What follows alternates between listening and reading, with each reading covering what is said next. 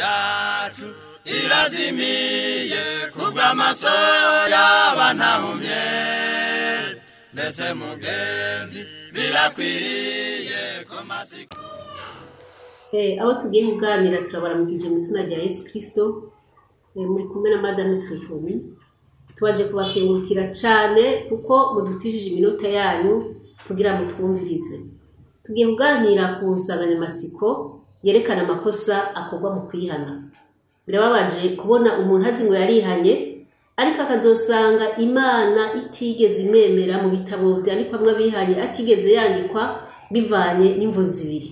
Imvo ya mbere nuko abantu bihana hatariho, aho kwihana kuri Yesu bakihana ku bantu.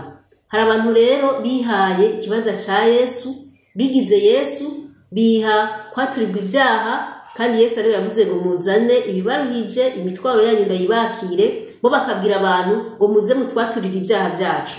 Abandi nabo na cane cane nk'ahantu hari ivyumba vy'amasengesho habo bita ngo n'abaherezi, ukajayo bakubwira ngo umuherezi mburi aho yicaye ngo banze ugende ngo wiyeze. Ese ndababaza ko mwasomye Bibiliya muyizi, hari undi muntu mwumvise aba hagati ya Yesu nawe, noneho Yesu agaca hagati y'uwo muntu n'Imana?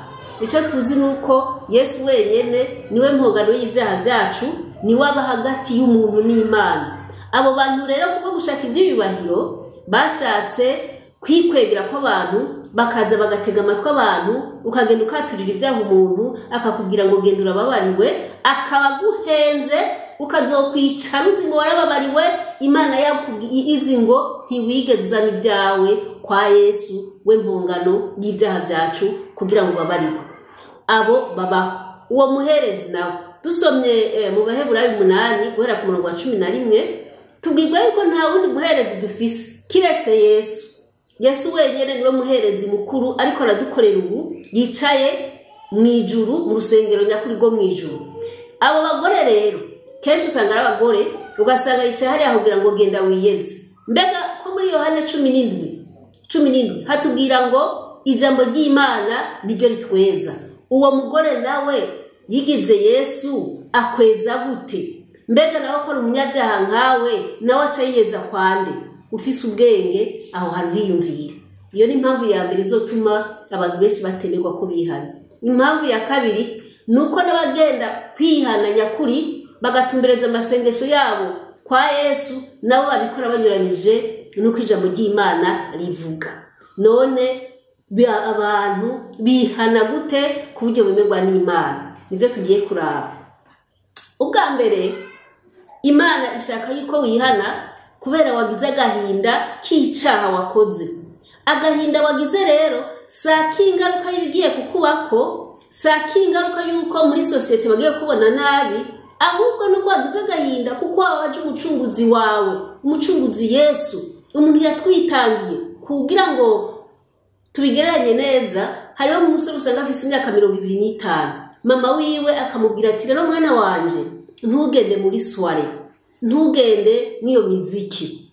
Uwo mwana kubera azi nyina vyanka, uwo musore akanka kugendayo kuko yanse kubabaza nyina, kandi niyo ari kugenda nyina nta kofe yamuha kuko bagwanye ntiyo mushobora. Mugabo kubera urukunda kuvuga umuvyeyi aravuga ati singenda noye gutera agahinda mama.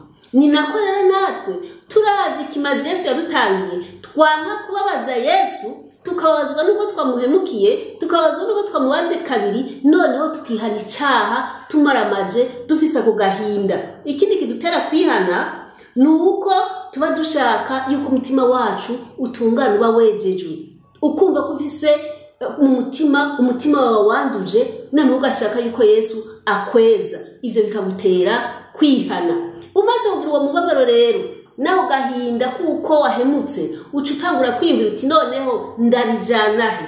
Ukumva yuko uwo mutwaro ukwiye kurondera aho ujana ariho kwa Yesu. Hariho rero imvo zimwe Imana itemera nubwo wogenda ukihana nkuko bikwiriye. Imvo ya mbere niyo gutinya ingaruka. Hariho benshi bihana gutinya ingaruka y'ivyo bakoze.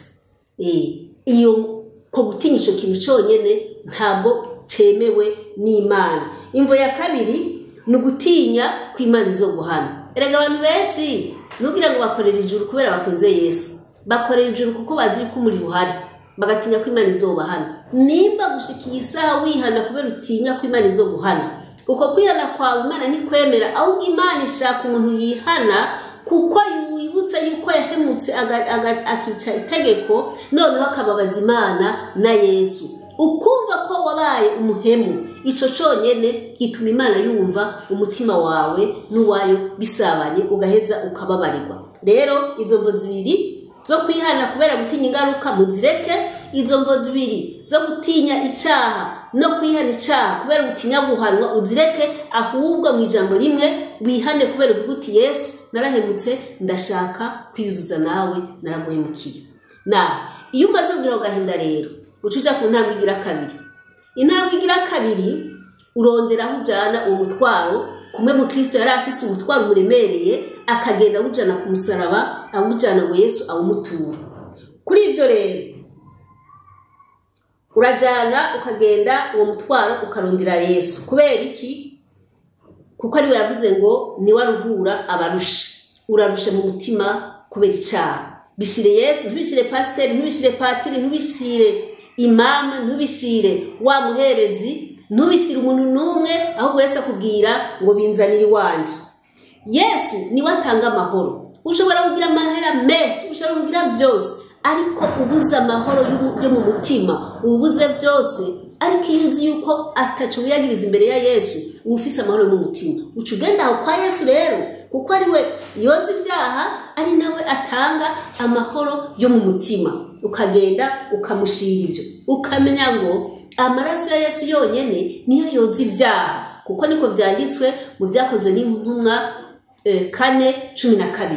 Abo bantu rero bana bazi ko amaraso y'abatonzi atoza ibyaha, bazi ko amajambo yabo ateza ibyaha, bazi yuko atabushobozi bafise. Abo ni baceceke, bareka abantu bagende kuri Yesu, basange Yesu, yicare nawe ahubwo agende yihane, kuko ntabwo bubasha ijuru Imana nta muntu n'umwe yabuhaye kiretse ko yabuhaye Yesu. Noneho wa munyabyaha aratahuye ahajana umutwaro wiwe. Mu kujana uwo mutwaro wiwe rero nta gahato kabamwe. Kirazira kuja kwihana kubera wahaswe. Iyo ugiye kwihana kubera wahaswe ntabwo wihanye bivuye ku mutima. Icya kabiri, kirazira kwihana ngo nukubonye abandi bagiye kwihana. Nta wundi muntu citegererezo twahawe kiretse ko twahawe Yesu. Hari abantu baza kwihana ngo abandi bihanye, ngo nanje nihane, ngo nakayihanye bite ngo oya, reka kuraba ko abandi bihanye, ahubwo ni bihane kubera wewe uri mu mutima wawe uvuga ngo ndakwiye kwiyunga n'Imana. Ikindi ca gikurikira nuko uburyo tuza kwihana ibyo byaha rero ni uburyo butatu. Nuburyo butatu cyangwa no kongera kwa kandi gato kandi karonkaza kuba nka kane, kuko dukora ibyaha muri ubwo buryo butatu. Hariho icyaha ukorera mu mutima wawe. Ndaguha akarorero. Ndashobora kwiyumvira kwica umuntu, ariko nkabipanga, ariko sindo uburyo ndamwica. Nubwo namwishe nashaka kumwica, ico cyaha kizwi na jewe n'Imana yanje. Ico cyaha rero ko nagikoreye mu ibanga, ndakibwira Imana yanje, niyo nja kwaturira, ndacaturira Yesu kuko ni wakizi, ntabwo za ucaturira uwundi. Ico ni cyaha cyo mu ibanga cyo mu mutima, caturirwa uwagikoze. Nimba hari ico nakoze ngacumura kuri mugenzanje, fashe nk'akaruro kaboneka, nkagukubita ikofi, nkakwambura telefone yawe, muravyumva, nkakwambura telefone yawe, ni icyaha nakoreye mugenzanje. Ico cyaha nakoreye mugenzanje nico Yakobo yavuze ngo, Yakobo 5:16, ngo mwaturiranira ibyaha. Mwumva ko ngo botuze ntihanditse ngo mwatura ibyaha, havuze ngo mwaturiranire. Ni ukuvuga yuko ndakwaturira nawe ukanyaturira. Ni ukuvuga nimba twashanye nagukoreye ikintu, harabona ukomerekeje uranyiyumvira ukuntu, naje ndagukorera ikintu, noneho ndaza nakubwira nti mwene data umbabarire, byagenze ukunuku, nukuri nawe niko ndakubabaje, mbabarira.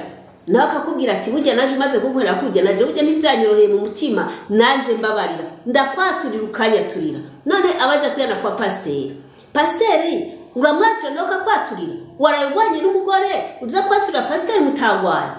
naraye gutwaye telefone nza kwihana kwa patiri ata telefone namuhaye, nje kwihana kwa pasiteri kandi ibyo nakwivye wanivye nawe ari mugahinda.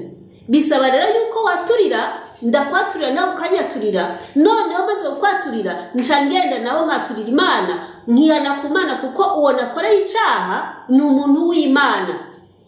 Noneho nimba nanakwivye n'ikintu naho nkagisubiza kuko ndashobora kukwiba amahera. Umuri yakwivye amahera wanashaka arajara kwaturiye, uramuhaye n'imbabazi, arasabye n'Imana imbabazi, ariko amamiliyoni yivye niyo ariko araduza mu etage. Yakwivye amahera, yakwivye umudugu uri kuragenda, yakwivye business ziwa mabutike hari ariko arakora.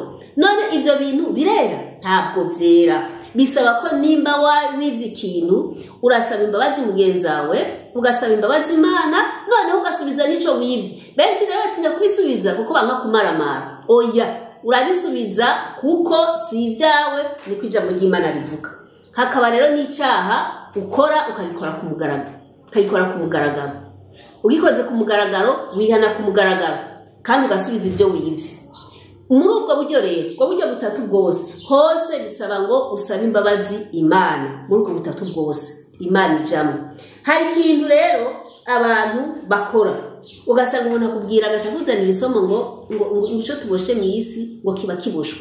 Oya, si wowe ukiboshe, ahubwo abera muri Matayo 18 rero kuri 15 duhuge hari intambwe zo kwihana. Nuko umuntu ugenda ukamusanga yakwangira, ugahamagara undi ukagenda ukamereka icyaha ciwe, yanka ukakibwira ishengero mukamubwira ibyaha byo kugira bamuhanure. Iyo yase rero ishengero gufata nk'umupagani n'ijuru rikanzura ko umupagani. Nuko ububoshwe nuko wabwiwe ukuri ukanka kwihana, ntabwo ari umuntu akwihana abakuboshe. Rero bavuga ngo wowe utasoneye ubwo rero bice ngo narahawe ubasha bwo kuboha mu isi no mu ijuru. Oya rero bantu b'Imana harageze aho mumenya ukuri, mumva inyuma y'ibyo binyoma, mwihane ku Mana yo nzima mukurikije ntambwe kugira mutazobura ijuru kandi marabishaka mu izina rya Yesu. Isi yacu irazimiye kubw'amaso y'abantahumye, mbese mugenzi birakwiriye